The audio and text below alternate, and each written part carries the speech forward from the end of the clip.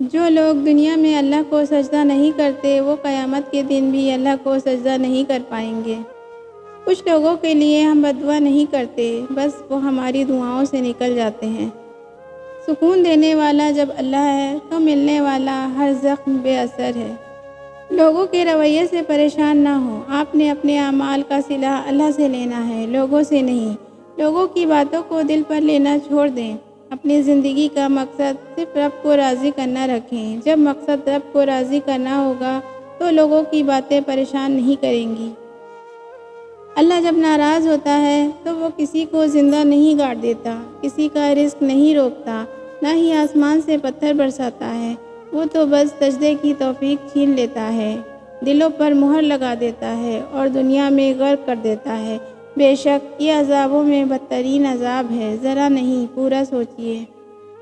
جس چیز میں اللہ کی رضا ہوتی ہے وہ ہمیں کبھی بھی بے سکون نہیں کرتی۔ اللہ کے انتخاب بے حد پرسکون ہوتے ہیں، پھر چاہے ہم مطمئن ہوں یا نہ ہوں۔ جنہیں اپنی غلطیوں کا احساس نہ ہو ان سے دوبارہ تعلق رکھنے کا یہ مطلب ہوتا ہے کہ بندہ ان سے کہہ رہا ہے کہ اس بار ٹھیک سے ذلیل کرنا، پچھلی دفعہ کچھ کسر رہ گئی تھی۔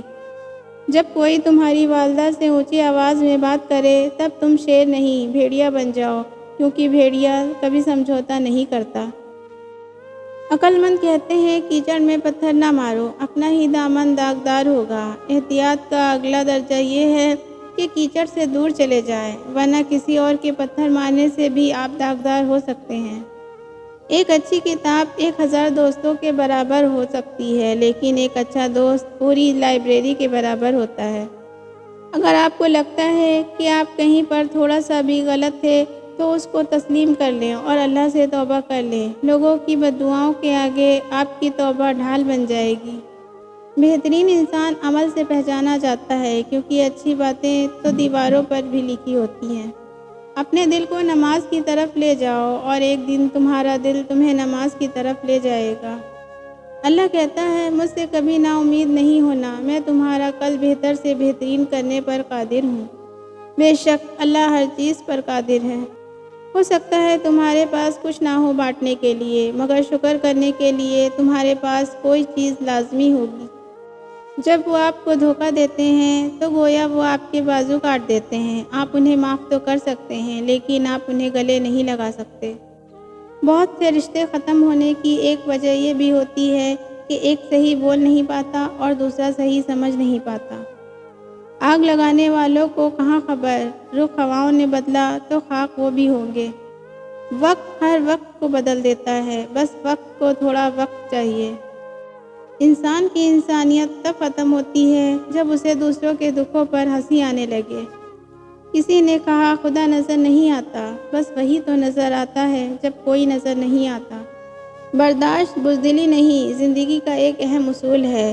جس دل میں قوت برداشت ہو وہ کبھی ہار نہیں سکتا۔ جس گھر میں مہمان نہیں آتا اس گھر میں رحمت کے فرشتے نہیں آتے۔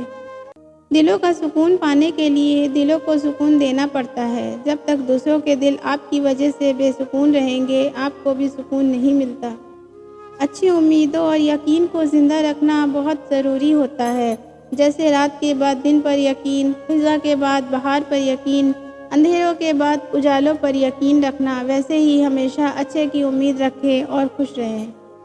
آپ کے نصیب کا فیصلہ آپ کی مرضی سے نہیں ہوگا۔ آپ کی شادی، بچے، جاب، یہ سب اللہ کی مرضی سے اس کے مقررہ وقت پر ہوگا۔ آپ کی نہیں چلنی یہاں۔ آپ کے ہاتھ میں آپ کے اعمال ہیں اور ان میں سے بہترین عمل کون سا ہے؟ اللہ کی مرضی پر سر جھکانا، اللہ کی مرضی کو مان لینا، یہی اسلام ہے۔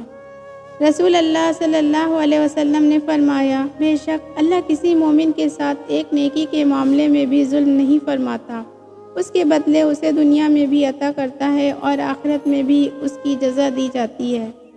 کبھی دوسروں کو دیکھ کر یہ نہ کہیں کہ اس کو ہدایت نہیں مل سکتی۔ قرآن روشنی ہے، جو اس کو پکڑتا ہے یہ اس کے دل کو منور کر دیتا ہے۔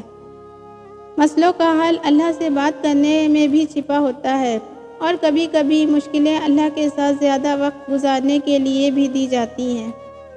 جو شخص اللہ کے بندوں کے لیے خیر کا باعث بنتا ہے اللہ تعالیٰ اس کی نسلوں میں خیر منتقل فرما دیتا ہے۔ مغرور آدمی اس پرندے کی طرح ہے جو آسمان کی طرف جتنا بلند ہوتا جاتا ہے لوگوں کی نظروں میں اتنا ہی چھوٹا ہوتا جاتا ہے۔ عبادت کا کوئی اصول نہیں ہے، وہ ہر اس آواز کو سنتا ہے جو مخلص دل سے نکلی ہو۔ جب مصیبت میں بھی پریشانی نہ ہو تو سمجھ لو کہ اللہ کی پناہ میں ہو، اور جب راحت میں بھی پریشانی ہو تو سمجھ لو کہ اللہ کی پکڑ میں ہو۔ جب ہم اللہ کو چھوڑ کر دنیا کے پیچھے بھاگتے ہیں تو وہ ہمیں تھکا کر واپس اپنے پاس بلاتا ہے۔